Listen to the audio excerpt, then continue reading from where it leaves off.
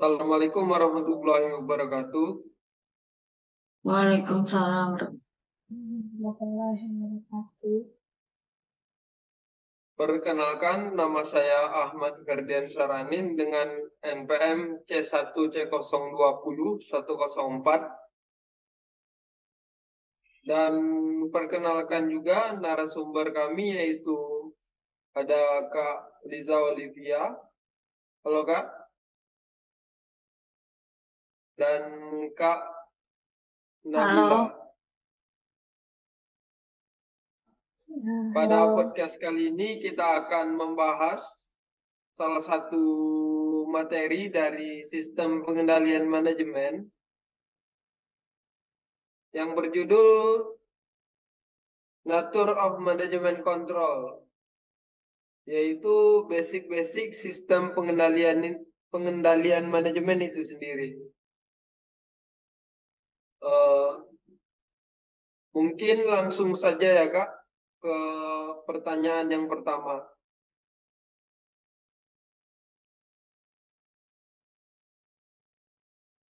Mungkin pertanyaan pertama kami tujukan ke Kak Liza Olivia. Menurut Kakak, apa sih Kak pengendalian manajemen itu? Baik, terima kasih kepada Kak Ferdi. Nah, di sini saya akan menjelaskan sedikit mengenai apa sih pengendalian manajemen itu. Pengendalian manajemen itu merupakan keharusan yang dalam suatu organisasi yang mempraktikkan desentralisasi. Salah satu pandangan yang berargumentasi bahwa sistem pengendalian manajemen harus sesuai dengan strategi perusahaan. Sistem pengendalian manajemen itu merupakan eh, ada pun proses yang melibatkan perencanaan, pengukuran, pemantauan, dan penyesuaian aktivitas organisasi untuk memastikan bahwa tujuan yang telah ditetapkan dapat dicapai secara efisien dan efektif. Itulah penjelasan saya mengenai pengendalian manajemen. Nah, tadi kan udah dijawab tuh apa itu pengendalian manajemen. Pengendalian manajemen adalah proses yang melibatkan perencanaan, pengukuran, pemantauan, dan penyesuaian aktivitas organisasi. Nah, kita kan juga sering nih Kak mendengar apa itu sistem pengendalian manajemen. Menurut Kak Nabila, apa sih Kak perbedaan pengendalian manajemen dan sistem pengendalian manajemen? Baik, terima kasih pada Kak Ferdi. Izinkan saya menjawab.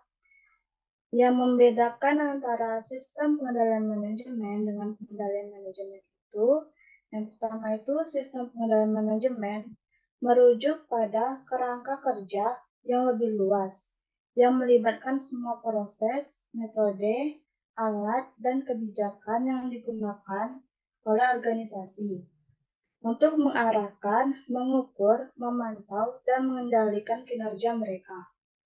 Sistem ini mencakup berbagai aspek, termasuk perencanaan, penganggaran, pelaporan, evaluasi kerja, dan tindakan perbaikan. Sedangkan pengendalian manajemen ini lebih merujuk pada tindakan atau langkah-langkah konkret yang diambil oleh manajer untuk memastikan bahwa tujuan organisasi dicapai sesuai dengan rencana yang telah ditetapkan. Ini melibatkan pemantauan kinerja, pembandingan hasil dengan target, dan pengambilan tindakan korektif jika diperlukan.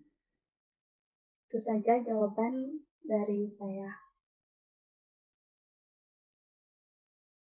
Setelah mendengarkan penjelasan tentang sistem pengendalian manajemen tadi dari Kak Nabila, kita jadi tahu nih apa itu sistem pengendalian manajemen. Di dalam sistem pengendalian manajemen itu, apakah ada nih Kak elemen-elemen yang mendukung sistem pengendalian manajemen tersebut?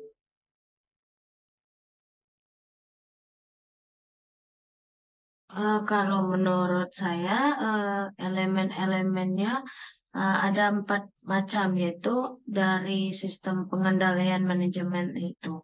Yang pertama itu ada elemen detektor atau pelacak. Yang kedua itu ada asesor atau penilai. Yang ketiga ada efektor. Dan yang keempat itu ada jaringan.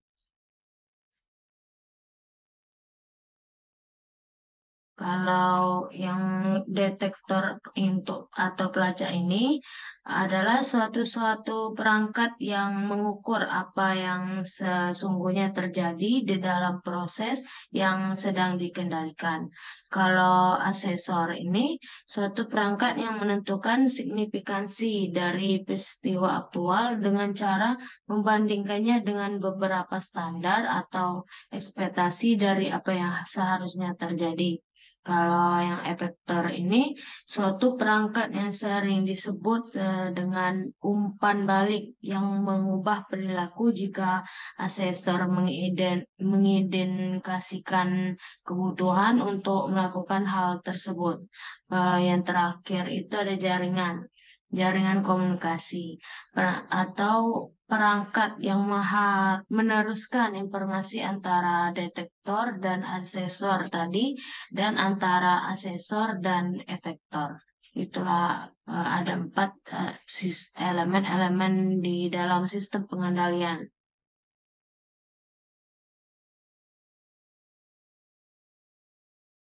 Terima kasih kepada Kak Liza Olivia yang telah memberikan penjelasan mengenai elemen-elemen dari sistem pengendalian manajemen. Nah, mungkin di zaman sekarang ini ya Kak, pengendalian manajemen telah banyak berubah ya Kak. Kalau di zaman dahulu pengendalian perusahaan itu harus secara langsung datang ke perusahaan-perusahaan untuk melakukan pengendalian manajemen. Di zaman sekarang bisa melalui telepon maupun melalui internet. Nah, zaman yang sudah semakin canggih ini memberikan banyak kemudahan nih Kak untuk melakukan pengendalian manajemen. Nah, menurut Kakak, dampak yang disediakan internet bagi pengendalian manajemen itu apa saja sih Kak?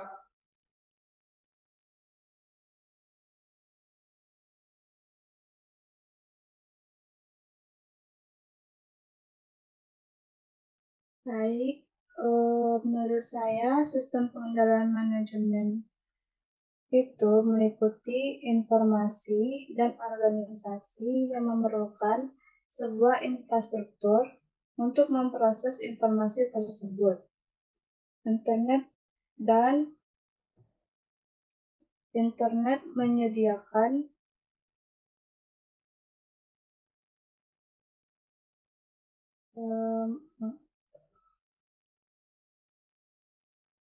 dan untuk mendukung fungsi atau layanan pelanggan. Komunikasi dengan pelanggan melalui internet bertujuan untuk menghindari seluruh biaya ini. Lalu untuk menampilkan citra tertentu tidak seperti telepon, situs web membuat konsumen dapat melihat produk yang sedang ditawarkan untuk dijual. Selanjutnya, pergeseran kekuatan dan kendali pada individu bisa jadi manfaat yang paling dramatis dari situs web dan bahwa pelanggan menjadi raja di dunia maya.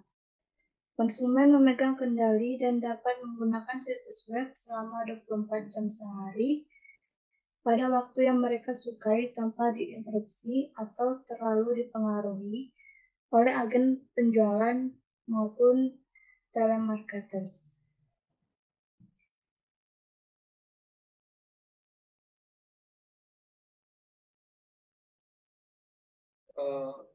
Baik, terima kasih kepada Kak Nabila yang telah memberikan penjelasan mengenai dampak yang disediakan internet bagi pengendalian manajemen. Nah, setelah mendengarkan penjelasan tadi, kita jadi tahu nih apa itu dampak yang disediakan internet bagi pengendalian manajemen. Pertanyaan selanjutnya nih Kak, apa sih Kak keuntungan pengendalian manajemen itu dilakukan melalui internet, bukan melalui telepon ataupun datang langsung ke lokasi untuk melakukan pengendalian manajemen. Apa sih Kak keuntungannya?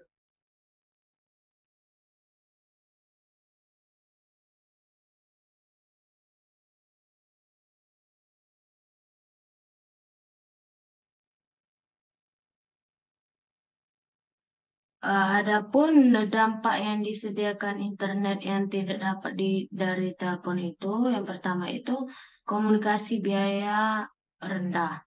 Sebuah bisnis yang menggunakan operator telepon untuk berinteraksi dengan pelanggan harus membayar gaji dari pegawai telepon, panggilan bebas pulsa, dan gedung atau bangunan yang untuk mendukung fungsi layanan pelanggan. Komunikasi dengan pelanggan ini melalui internet bertujuan untuk menghindari seluruh biaya ini. Yang kedua itu ada menampilkan citra tertentu. Nah, tidak seperti telepon, situs web membuat konsumen dapat melihat produk yang sedang ditawarkan untuk dijual. Yang ketiga itu ada pergeseran kekuatan dan kendali pada individu. Bisa jadi manfaat yang paling dramatis dari situs web ini adalah bahwa pelanggan menjadi raja di dunia maya. Konsumen yang memegang kendali dan dapat menggunakan situs web selama 24 jam sehari pada waktu yang mereka suka tanpa diinterupsi atau terlalu dipengaruhi oleh agen penjualan maupun telemarketers. Itulah mengenai dampak yang disediakan dari langsung.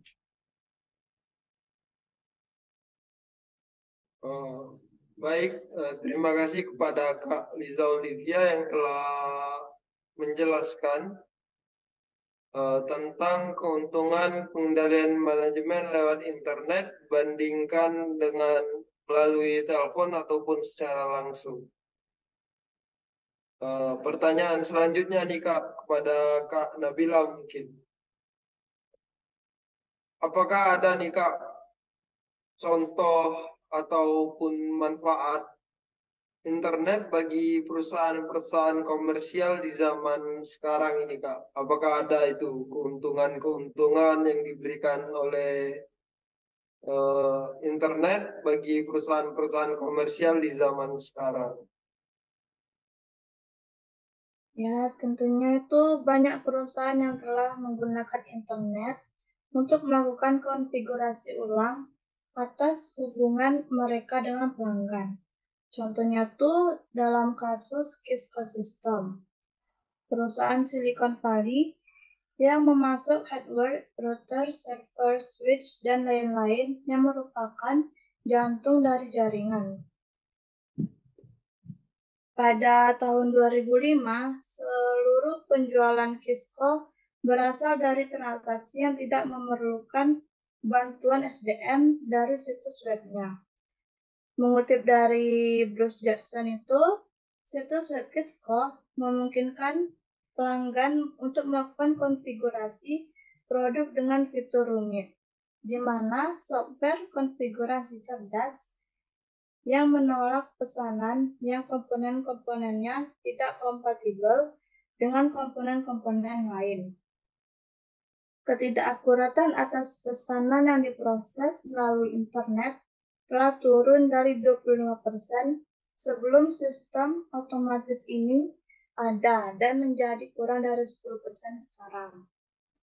Penghematan tahunan dari situs Kisco yang mencerminkan efisiensi administrasi lain di luar penghilangan kesalahan-kesalahan diperkirakan berjumlah lebih dari 250 juta dolar per tahun. Dan tidak adanya kesalahan juga memungkinkan Kisco untuk memperbaiki waktu pengantaran sebesar 3 hari. Bagi Kisco, internet berarti layanan yang cepat dan siklus produksi yang lebih tanggap serta penghematan. Itulah tadi contoh yang dari internet yang telah mengubah perdagangan komersial.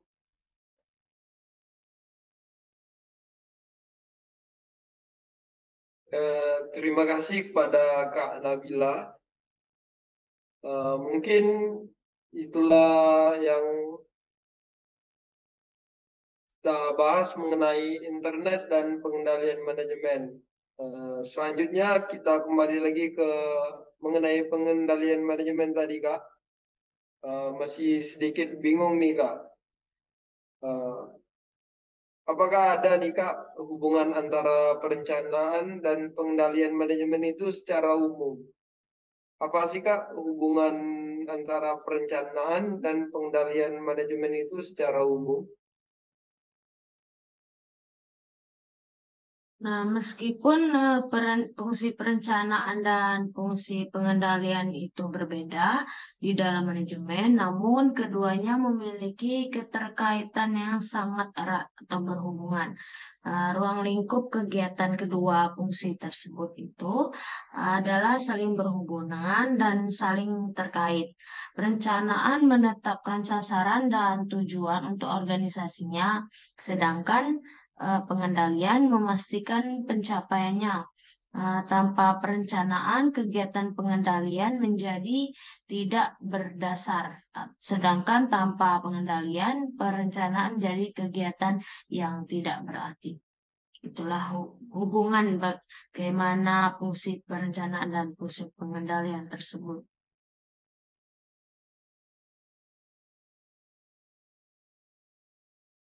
Terima kasih kepada Kak Liza yang telah menjelaskan hubungan antara perencanaan dan pengendalian manajemen secara umum. Mungkin selanjutnya ini pertanyaan terakhir nih, Kak, untuk Kak Nabila. Pertanyaannya, apa sih, Kak, perbedaan pengendalian tugas dan pengendalian manajemen itu sendiri?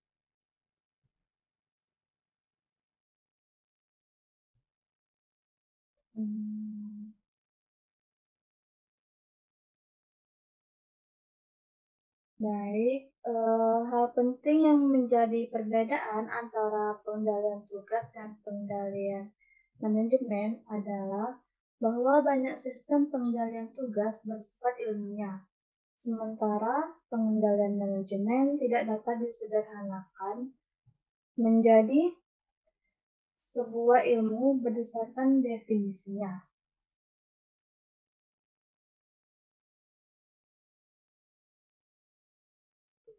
Pengendalian manajemen melibatkan perilaku para manajer dan hal ini tidak dapat dinyatakan melalui persamaan-persamaan. Kesalahan serius yang mungkin dibuat adalah jika prinsip-prinsip yang dikembangkan oleh ilmuwan manajemen untuk situasi pengendalian tugas juga diterapkan pada situasi pengendalian manajemen. Dalam pengendalian manajemen, para manajer berinteraksi dengan manajer lainnya. Adapun dalam pengendalian tugas, manusia tidak terlibat sama sekali, sebagaimana dalam beberapa proses produksi yang terotomatisasi, atau interaksinya adalah antara seorang manajer dan seorang non-manajer.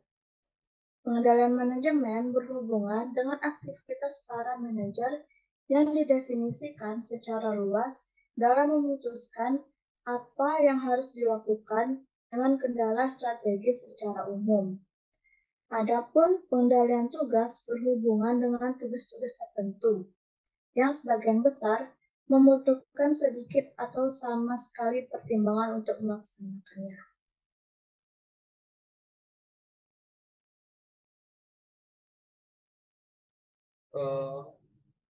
Terima kasih kepada Kak Nabila yang telah menjawab pertanyaan terakhir di podcast kita kali ini. Dan terima kasih juga kepada Kak Liza Olivia yang telah memberikan banyak ilmu bagi para pendengar yang mendengarkan podcast ini nantinya. Mungkin itu saja podcast yang bisa kita tayangkan pada kesempatan kali ini. Mungkin akan ada podcast selanjutnya. Terima kasih. Wassalamualaikum warahmatullahi wabarakatuh. Waalaikumsalam.